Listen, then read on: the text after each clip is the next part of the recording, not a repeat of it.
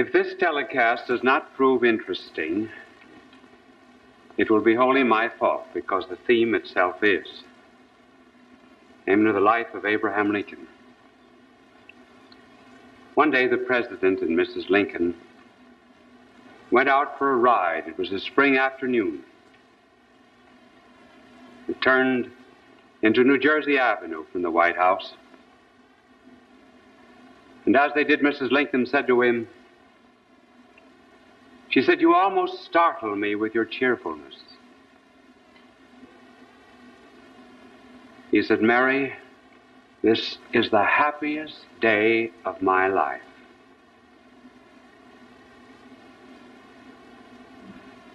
There are some who think Lincoln was melancholy. Let's find out what he meant by happiness. No character is ever born great. Character becomes great. Some people's lives are flat and dull, and others have a tension and a pull. There are opposites in them, like the positive and negative poles of electricity. Moses, for example, was not always a meek man. He once killed an Egyptian. He had to become meek. John the Baptist was not always a loving man. He once asked the Lord to rain down fire from heaven upon the Samaritans. And so there was some great tension in Lincoln. And he became great because he was able to reconcile those opposites. Now, what were they? They were adversity and joy. And the two are not as opposed as it would seem. And it took a lifetime to reconcile them. First of all, adversity. He had to pay the penalty of success even as a young man. Someone has said that jealousy is the tribute which mediocrity pays to genius. They said that his simplicity was a pose, that he cultivated the manner of honesty, but that he really was not. He was slandered, for example, by his political opponent Cartwright, who called him an atheist, which he was not.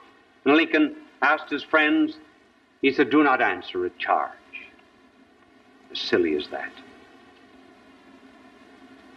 Many of his confreres called him the Illinois gorilla, the original baboon. Samuel B. Morse, who invented the telegraph, said that he was an illiterate without any brains. Congress at one time thought of impeaching him. He had to go before Congress once in order to defend his wife against the charge of being a spy. And after he gave the Gettysburg Address, the Chicago papers said, "The blood of every American will tingle with shame on reading the silly, flat, dish-watery utterances of one who has to be pointed out to intelligent foreigners as President of the United States."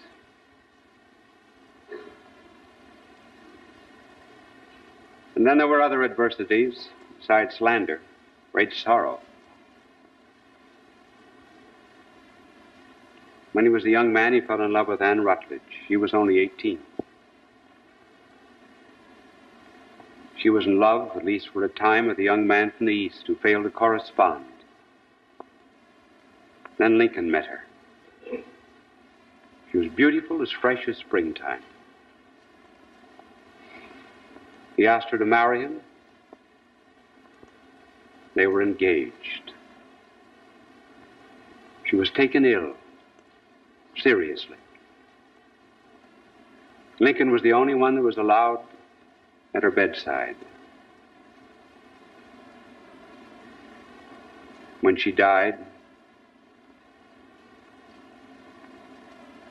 Lincoln said, "I cannot bear the thought of rain falling on her." And he used to go out and walk through the woods near the grave, muttering strange sounds,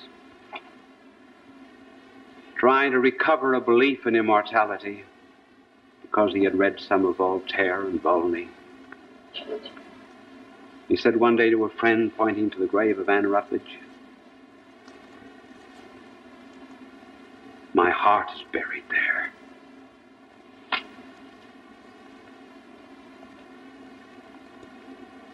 And yet, with all of that adversity, on the other side, there was something else. There was a joy. A superficial joy and a profound joy. Now, when we speak of joy, let it be understood that joy is not the same as pleasure. Pleasure belongs to the body, joy belongs to the mind. Pleasure changes with circumstances. For example, we are enjoying ourselves in one place or one condition and not in another. Joy, however, is rather constant. Pleasure changes with the years. We do not have the same kind of pleasures when we're old as when we're young. But joy remains always the same. Now, Lincoln had a joy, not a gaiety. It was superficial and profound. Superficial, first of all, and that manifested itself in a love of stories.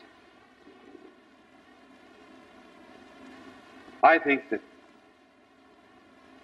the incidents that he very often recounted were just a kind of a surface manifestation of something that was really very, very happy down deep in the inside, particularly as adversity increased. One day, Mrs. Lincoln came up to the room they left a White House reception. One of the boys was sick. She had a big, long train on her dress, low-neck dress. Lincoln looked at her and said, "Cat has a long tail tonight, dear. Might help if some of the tail were cut off and wrapped around the head."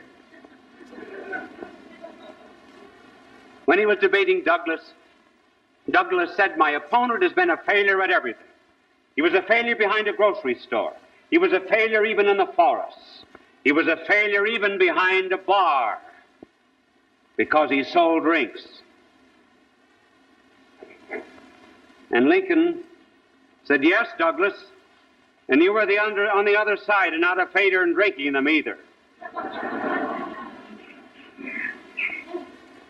At one time someone said to him, "Mr. Lincoln, we've never heard you swear or blaspheme. Why is that?" Well, he said, "There was never any need of swearing as long as I had Stanton in the cabinet." Two women, it said, were discussing the relative merits of Jefferson and Lincoln. And one woman said, "You know, Jefferson was a praying man." And the other one, defending the president, said, "But Lincoln is a praying man." "Yes," she said, "I know, but the good Lord can never tell whether or not he's joking." Lincoln said that he never invented a story, that he did not have a wit. He said he was just a retailer of stories. And they got him out of many, many jams and difficulties. But all these things were superficial. Sometimes they illustrated even a domestic policy. He told about a red-haired mother who had 12 children. And he said that she would spank them and whip them and so forth, but she said to her neighbors, "You stay out of this. This is my quarrel, and we settle everything in this house." And Lincoln said, "We settle everything in the United States, and we want no one interfering in our business." But then came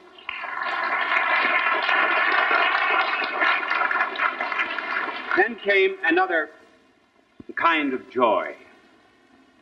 It was the joy that comes from a good conscience, from honesty, humility, and above all, a great vocation. First of all, honest. Well, of course, everyone knows him. Honest Abe. The judges of the Supreme Court of Illinois said he never knew Lincoln to practice deception. On one occasion, his political opponent, or rather his opposing lawyer in a trial, said to the jury, they call him Honest Abe. He's not honest. He's just clever. He wears a mask. He's an actor. Doesn't believe what he says. And Lincoln said, you have known me for many years. Is that true? And the lawyer bounded to his feet and said, no, it's a lie. And I take it back. One day he said to a client, he said, from the point of view of law, you have a case. From the point of view of equity and justice, you have none. And he said, do you know, if I took your case and I went before a jury, my conscience couldn't be in it, and I would be saying to myself all the time that I was talking, Abraham Lincoln, you're a liar. And he said, you know, I might even say it out loud.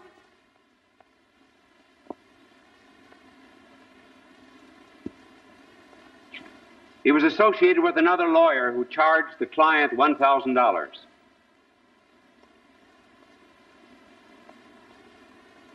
And Lincoln said to the client, you've been overcharged. I will charge you nothing. He would never take a case which his own conscience could not defend. And then, in addition to that deep-seated honesty, was a humility. Do you ever notice today how often people will say, contradict themselves, and say, well, I'm very proud, and I say it in all humility. I've heard dozens of people receiving awards say that. Lincoln would never accept an award or an honorary chairmanship or anything that did not have some work behind it. And as regards his own conscience and his own humility, say he never cared where he slept, put down in the basement, put up in the garret. He hardly ever knew what he ate. When it was first proposed to him that he become candidate for president, he said, I'm not worthy to be a president of the United States. Had to be prevailed upon. He said his education was defective. One day a lawyer quoted Latin and said, you understand what that means, Mr. Lincoln? He said, if you're talking Latin, you'll have to ask someone else. Lincoln used to chop his own wood, and even in the White House. Shined his own shoes. And someone saw him one day shining his shoes in the White House, and he said, Mr. President, you shining your own shoes? Lincoln said, who else?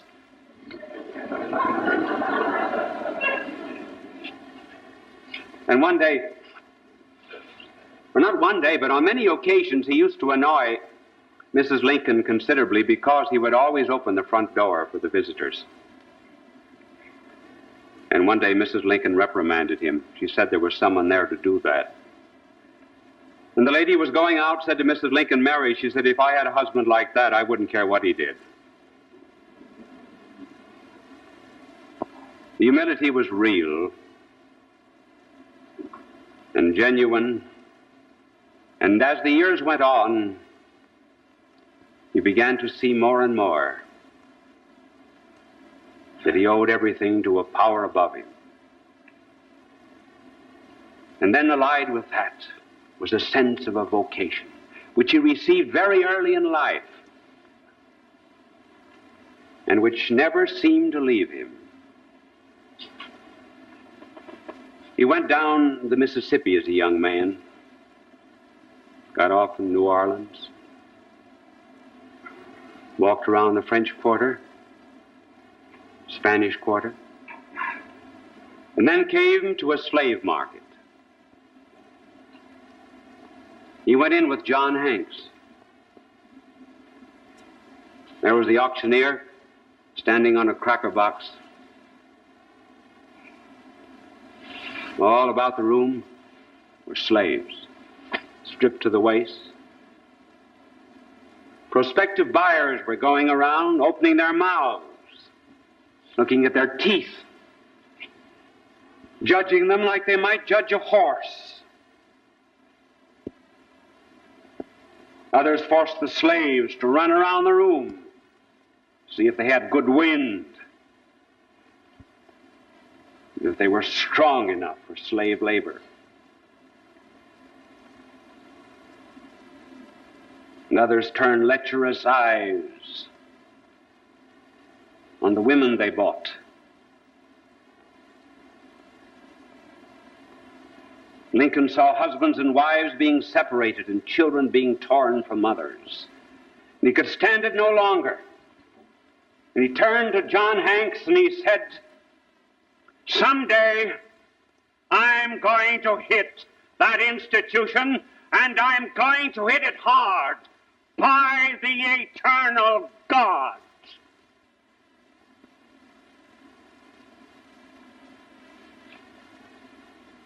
Backwoodsman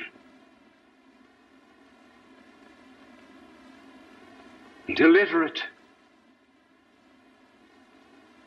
talking about an institution that went back to 1437 when a Portuguese sold 10 slaves to someone in Portugal. And he, without any education, any background, was going to hit this institution.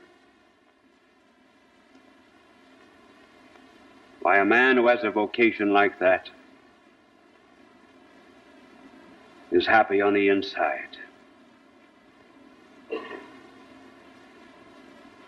And so the two, joy and adversity, went on through his life.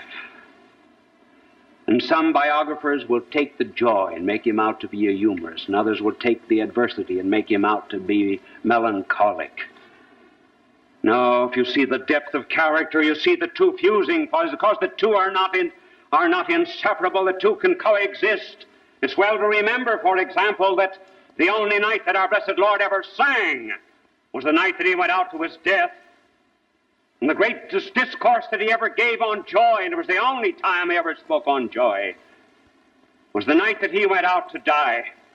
Paul and Silas sang in prison. There's such a thing as having joy before one, therefore being able to bear any kind of adversity. And that's the making of a great character. Any man who's been through any kind of suffering and borne up under it, has seen it come from the hand of God, he has a joy on the inside that no one can take away from him. And as time went on, it was joy that came out of this adversity and this vocation. So he had a presentiment of death, certainly. He did. He dreamed about it. He dreamt about it one night in Springfield in 1860. He was on a couch. He was looking at a mirror in the far end of the room. And he saw two faces. His own. First one, clear, lifelike. The second, dull and ghastly. He got up from his couch and walked up before the mirror. Two images vanished, came back again to his couch and looked. And there was the clear one, and there was the dull one. He went to Mrs. Lincoln and he said, "What does it mean?"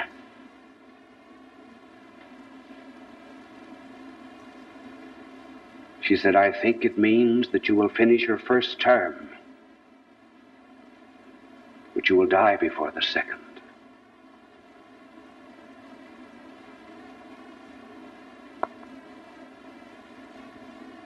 then, 1865. One night he was very quiet. Mrs. Lincoln said to him, "You seem troubled." "Yes." Said, "I've been troubled about a dream." And he said, "What is strange is that in the morning when I woke up, I took up the Bible and I turned it over. And every page that I turned was the page about a dream or a vision, beginning with the vision of Jacob and the angels ascending and descending the ladder.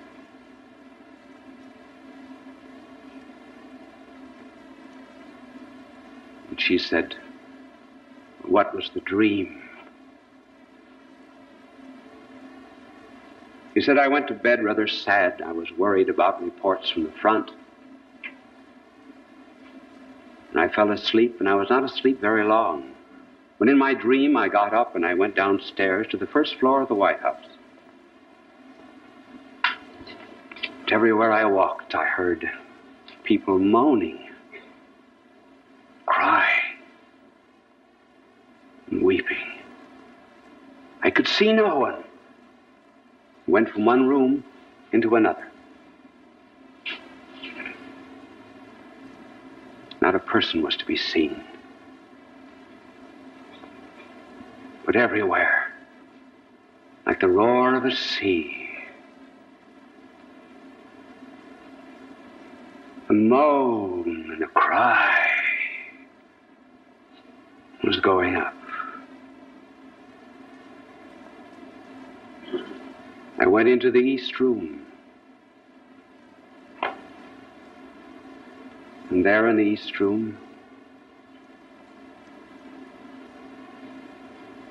I saw a coffin. Round about the coffin were soldiers. And I said, "Who's dead?"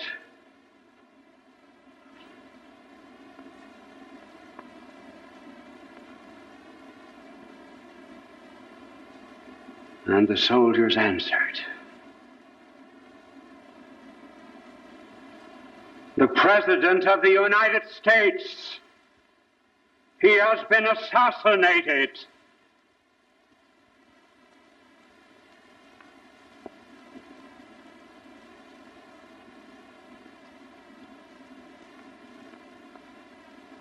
That was my dream.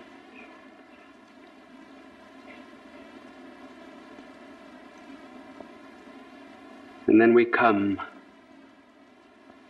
to the scene that we described. The day that he and Mrs. Lincoln were out for a ride. And she said, "You're very cheerful." He said, "This is the happiest day of my life."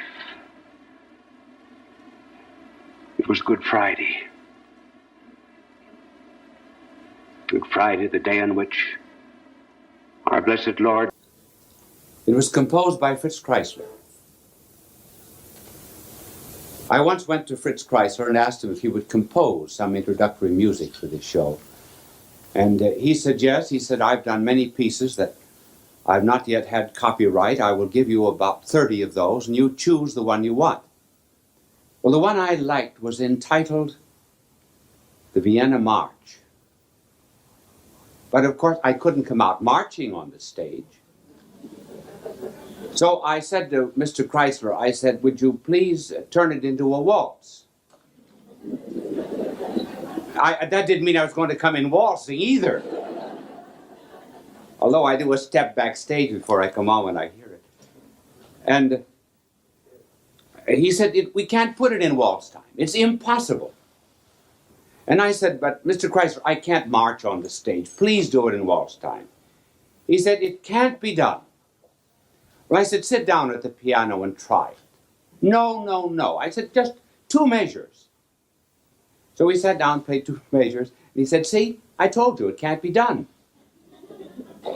And with that, Mrs. Kreisler, who was sitting there, said, "Fritz is in his no mood tonight." She said, "You stay here." So Mr. and Mrs. Chrysler left the room, and they went back to another part of the apartment where there was another piano. And in a few minutes, I heard the strains of all of this coming in waltz time. And then the two of them came back, and Fritz said, "Yes, I will do it." You see, the lesson is never underestimate the power of a woman.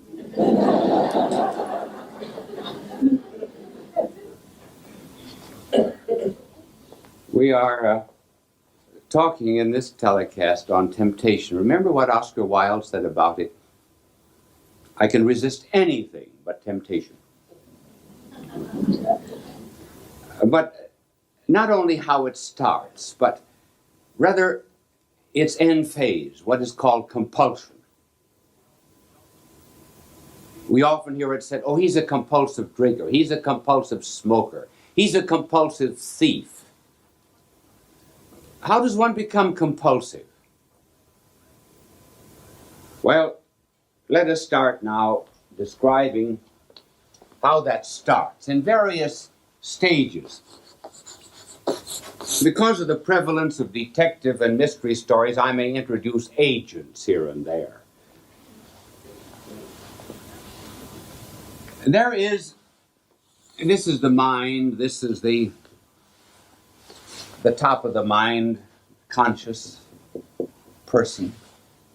And down below the mind, there is considerable amount of flammable material. Now, they can be reduced to three types, this material. One, there is sex, the flesh in all of its phases. Nothing wrong here. We are just considering impulses. Then secondly, there is the ego, the desire for power. And then finally, outside of the body and outside of the mind, this is the mind here, there is also in us a desire for things. We like to have possessions, property.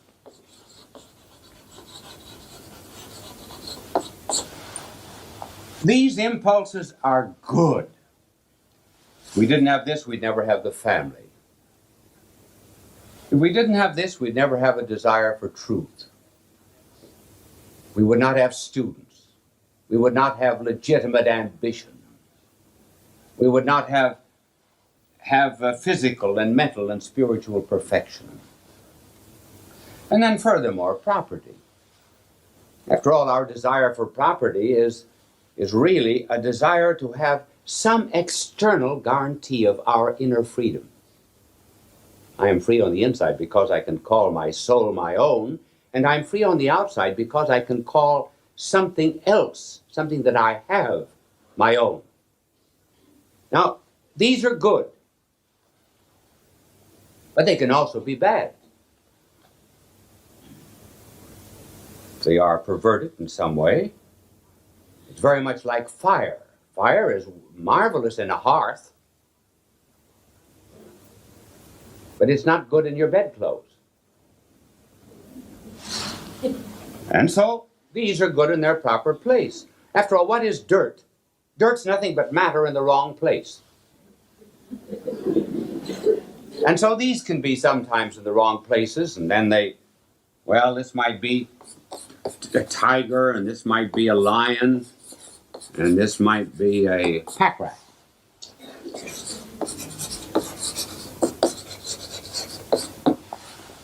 All right, this is the way we're constructed. And simply because now, as we get into temptation, we mustn't think because we're tempted there's something wrong with this. We're only human. The temptation very often comes from the outside. Something we see, something we hear, something we desire, whatever it may be. And now we pass into what might be called the act. So that outside of us, I'm going to call this, you see, you know I can't draw, don't you? Oh, you did? I see. Well, this is I don't know, this is a man of some kind here, and he's got a torch in his hand.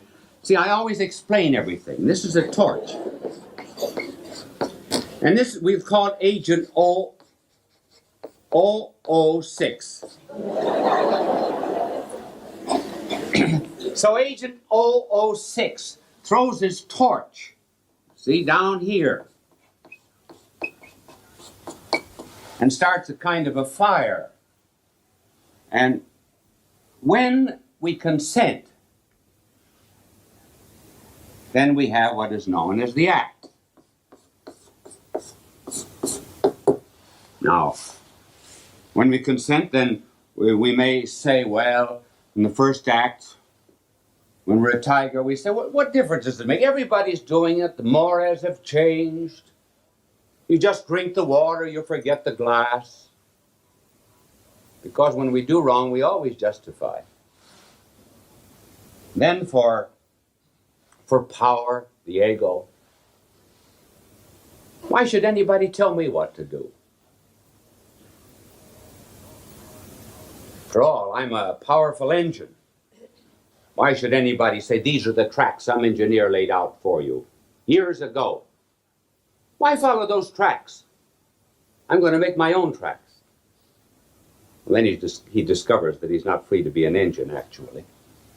Then property. We see something that isn't ours, and this fire in here, we take it. I can remember when I was a boy, my mother liked geraniums, cheap flowers. And I was passing Madden's grocery store one day home from school. I think I was about 7.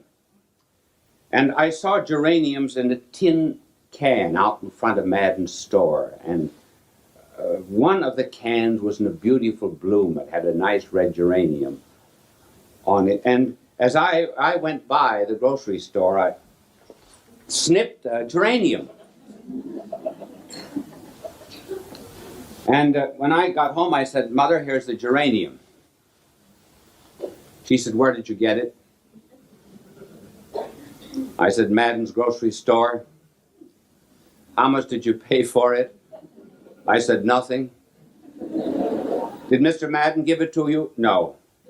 Did you steal it? Yes. I think the geranium was marked either 5 or 10 cents for that tin can. She said, you go to your piggy bank, shake a quarter out of it, and go back and give the quarter to Mr. Madden. Well, I said, it isn't worth a quarter. It's worth only a dime. Well, she said, this is to teach you not to steal any geraniums. Well, do you know that on account of that 15-cent overcharge, I've never stolen a geranium since?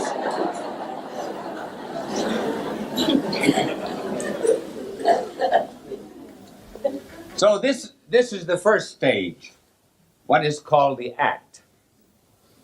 Then, once the barrier has been broken down, then it is easier to cultivate a habit. And the habit is the next stage. So that little agent 006, he now changes his number. And he's now agent 066. Because now he's on the inside, and he begins to work now on the person, and just as even silken threads are very easy to break, but if you would mix together thousands and tens of thousands of them, they would make a rope that you could not possibly break. And so a habit is a result of multiple acts. In relationship to drink, it's here, let's take a drink. That's all right. Then drinking begins to be, after a while, what might be called a kind of a habit. Now, the habit is easy enough to understand. The habit is easy enough to break. But then there comes another stage. And this is the stage with which we started. It's beyond that of a habit. It happens when, for example, now a person, after, violating the due order, for example, of the flesh, would be very much like someone who broke into 2 Long Island homes a week ago, knocked at the doors, and within an hour or two assaulted 2 young mothers. And as he broke open the front door, he said, "I'm a sex maniac." In other words, he said, "I'm under compulsion. I don't know what I'm doing." That was his excuse. And then here, power turns into a kind of a tyranny.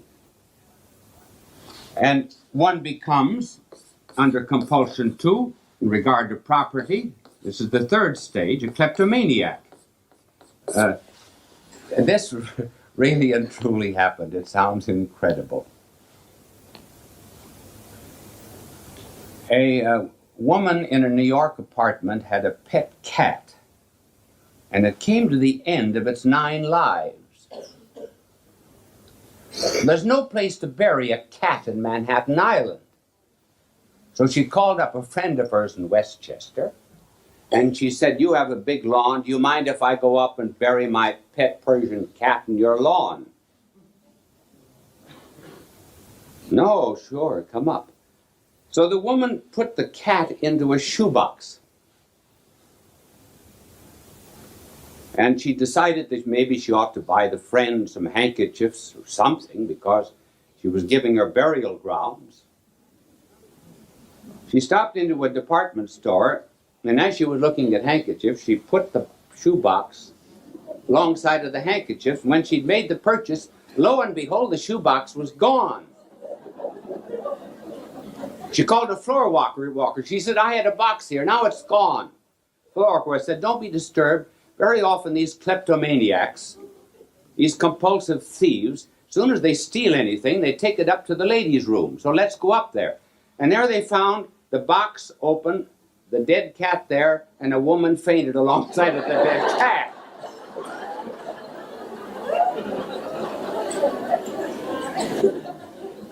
Well, she was a compulsive thief. So compulsion can be in any one of these stages. Now, when one reaches this stage, this agent is completely inside of the person, no longer outside. And the agent's number now is Agent 666.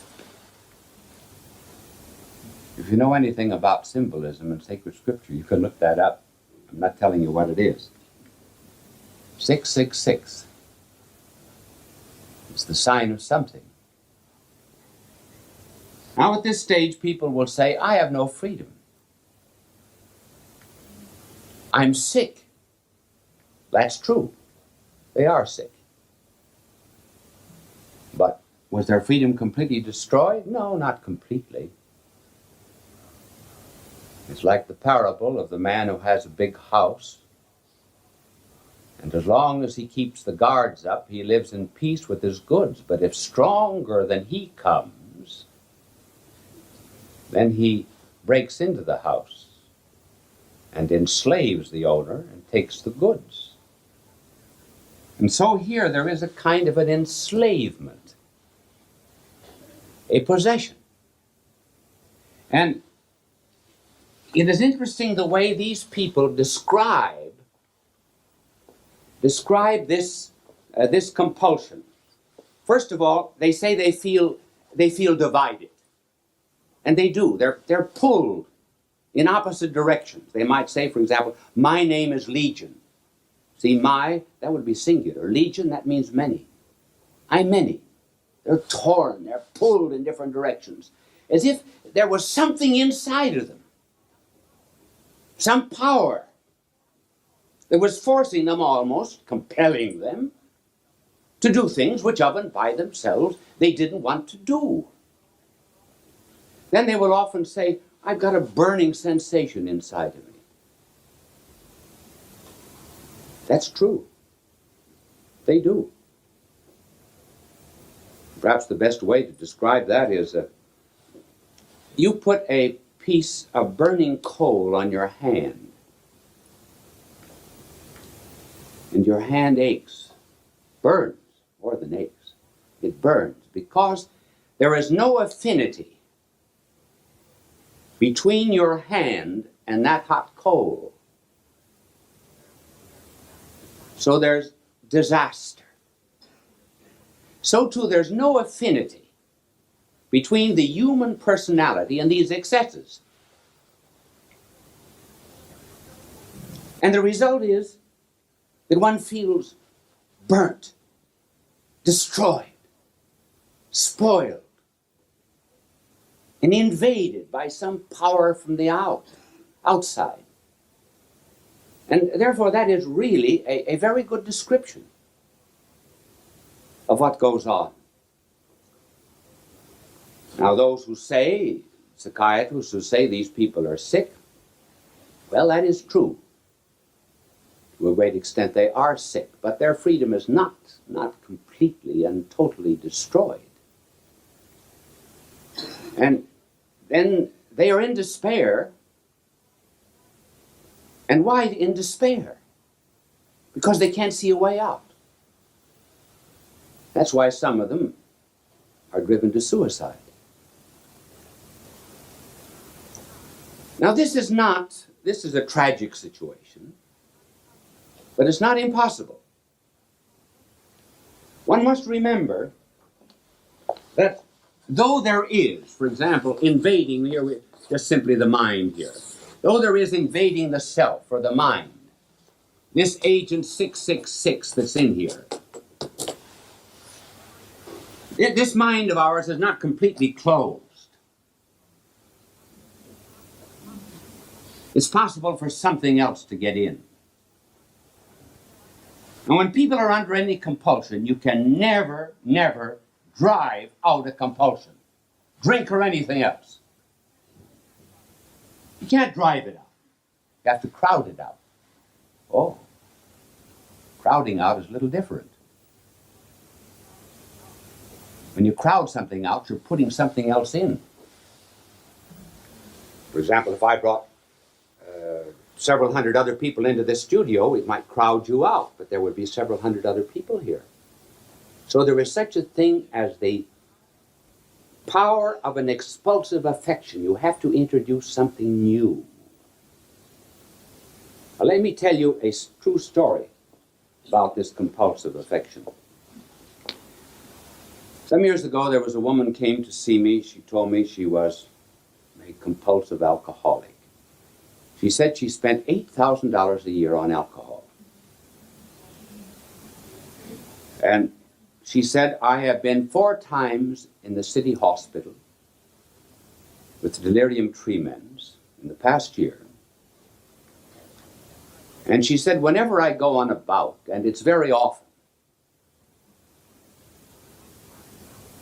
I lock myself in my bedroom. And I don't know what happens to the key. She said there's utter chaos after a week or 2 of this. This morning, she said, I was out walking in the park and your name came to me. So I came to see if you could do anything for me. Well, I said, I'm afraid I can't, because I said, you love alcohol more than you love anything else in the world. He said, that's right.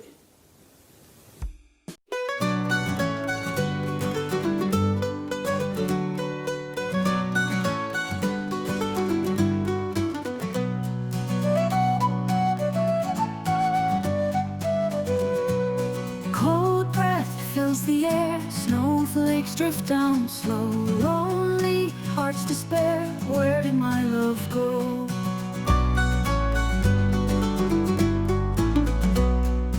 Footprints fade away, gone beneath the white. In the silent state, lost without your light. Winter's grasp is strong, nights so dark and long. In the frost I wait, memories can't escape.